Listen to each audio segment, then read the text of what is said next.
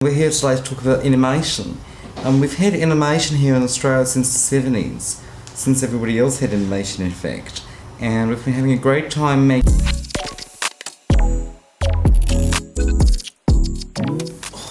This is cosy, isn't it? It needs to be. Because we need to contain our gestures. This is also why you're sitting there.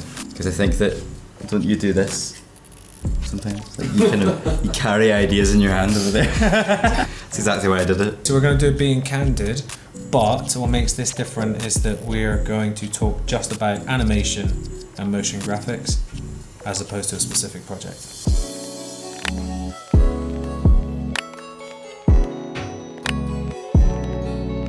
We did a film for JTI, and it's about, opportunities that can be created for people internationally and how they don't always need to be in the one place.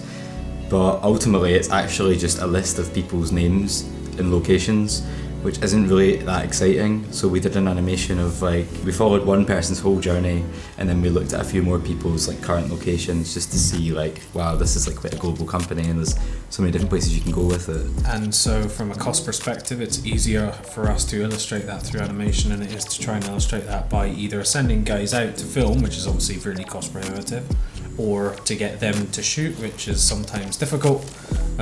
So for us it's okay, well, we can communicate it via animation, doing this, which gets the point across in a visually interesting way, but ain't gonna break the bank. For the types of clients that we work with, a lot of the time they're needed to communicate things that are somewhat difficult to visualize. We did a project for major UK bank, which also included their redacted, and then laterally included their home insurance partner. Redacted. Our home insurance is provided by Redacted. and is tailor-made so that you can pick and choose what cover is right for you and your family and build your own cover to meet your needs. What we did with that project was they needed to communicate terms and conditions to their customers in store, and we came up with a way of making that process quicker, clearer, less ambiguous, so that what their team could do was play certain sections of this animation to communicate certain terms and conditions based on the account that customer was taking out.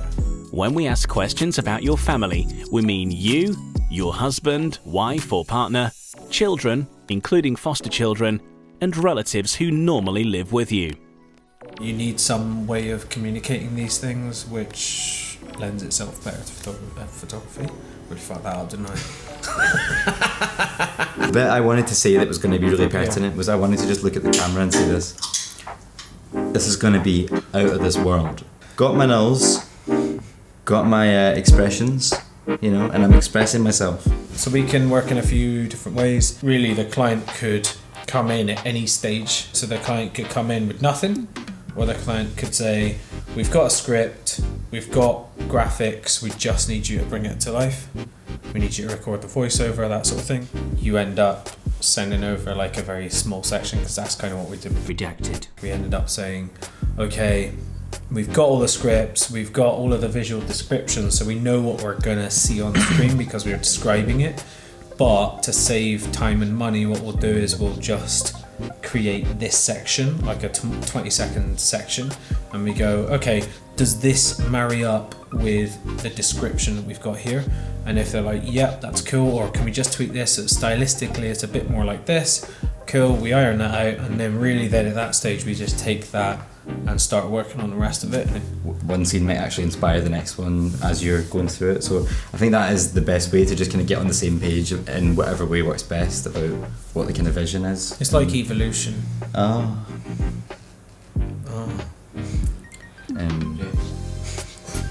It's quite one of the kind of interesting. You evolve, but you don't revolve. We evolve. I definitely revolve, but revolve. I definitely counter revolve as well, and that's important if you're animating a Ferris wheel.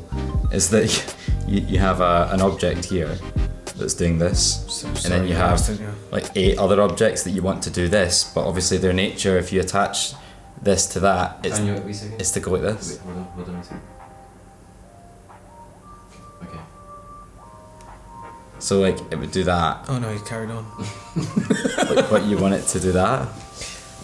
So, Anyway. so you need to add a counter expression to the null so that it doesn't. I'll tell you what else is null. Like Command X. That's Command Q. you just cut. Are you going to paste yourself over there?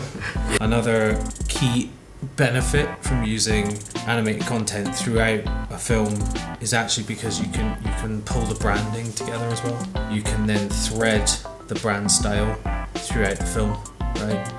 Which you can do nicely with graphics, because obviously what we can do is we can take company brand guidelines and then we can make sure that those graphics fit with those brand guidelines. When you incorporate that branding into a film, it just starts to feel so much part of the identity of that brand.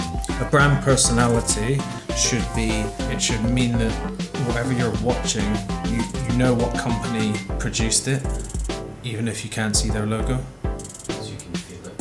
You can feel it in your lungs. I got a bit animated, sorry. Ironically, the reason why we're being less animated, I think, is because we're confined by this green screen. It was super fun when we edit it on super. Although what mega we should background. say is Wait, what green screen? Exactly. Oh.